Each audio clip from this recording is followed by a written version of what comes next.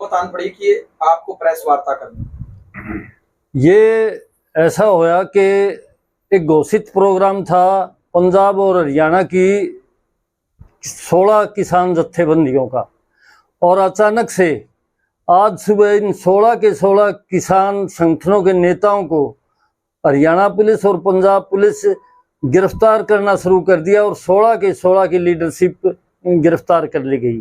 3 बड़े नेता हरियाणा के जो गिरफ्तार हुए हैं उनमें सुरेश कोथ, मंजीत नथवान जो पगड़ी समाल जट्टा के प्रधान हैं, और शहीद भगत सिंह यूनियन के अमरजीत मोड़ी।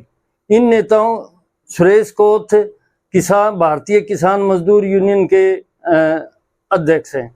इन तीनों नेताओं की अब तक हमारे पास रिपोर्ट है। बाकी जो हमारे साथी हैं उनको ऊपर भी पुलिस लगातार रेड कर रही है और उनको गिरफ्तार करने की कोशिश है। हम लोग जो आपसे बात कर रहे हैं एक तरह से भूमिगत होके ही आप लोगों से बात कर रहे हैं। पुलिस का दबाव हमारे ऊपर भी है और हमें सूचना ये है कि हमें भी कभी भी गिरफ्तार किया जा सकता है। आज जो साफ मैं बात करना चाहूँ कि एक घोषित प्रोग्राम था 22 अगस्त को पंजाब और हरियाणा, हिमाचल और उत्तराखंड के में जो बाढ़ आई थी पिछले दिनों, उसके लिए स्पेशल राहत कोष मांगने की बात थी हरियाणा सरकार और पंजाब सरकार से। वो कहने के लिए, ये बताने के लिए किसानों का इतना नुकसान, हम चंडीगढ़ जाना चाहते थे और बेहुदगी पर उतराई हरियाणा और पंजाब की सरकार, हमारे नेताओं को गिरफ्तार करना शुरू कर दिया गया तानाशाही ढंग से। इसलिए हमारी जो आज की ये प्रेस कॉन्फ्रेंस है वो आपके माध्यम से हम बताना चाहते हैं कि पंजाब और हरियाणा, हिमाचल और उत्तराखंड में बहुत ज्यादा जन और धन का नुकसान हुआ है। उसकी भरपाई के लिए हमारी ये मांग थी कि 50,000 रुपये प्रति एकड़ किसानों को मुआवजा दिया जाए जिनकी फसल तबाह हो गई है। साथ के साथ जिन किसानों के पशुपालकों के पशु बह गए हैं बाढ़ में, उनको 1 लाख रुपए पर हर पशु के नाम का दिया जाए।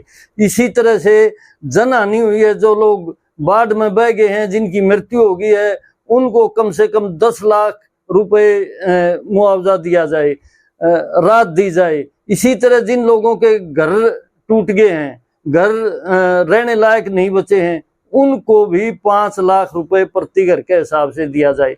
साथ के साथ जो बोर फेल हो गए हैं वो, और खेतों में जो गाद आ गई है जिसको सिल्ट बोलते हैं, वो किसानों को अधिकार दिया जाए, अपने खेतों से उठा दें, उसका खनन करवा दें।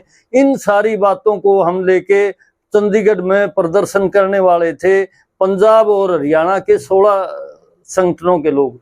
परंतु सरकार ने आज किसी भी कीमत पर यह तय कर लिया कि भाई चंडीगढ़ में किसानों की एंट्री नहीं होनी चाहिए, इसलिए हमारे नेताओं को गिरफ्तार करना शुरू कर दिया। हम लोग जो तमाम संगठनों की सेकंड लाइन है, जो दूसरे दर्जे का नेतृत्व है, उसने कमान अपने हाथ में ले ली और हम सारे के सारे लोग बाकायदा चंडीगढ़ जाएंगे और चंडीगढ़ जाके न हमारा जो आंदोलन है उसको पूरा करने की कोशिश करेंगे। हम अपने आंदोलन से पीछे नहीं हटेंगे। ये बात लेके हम अपना अभियान चलाए हुए हैं। और कल आप जाएंगे? बिल्कुल जाएंगे जी। हमारी योजना यूं की यूं है, कोई इसमें परिवर्तन नहीं किया गया है।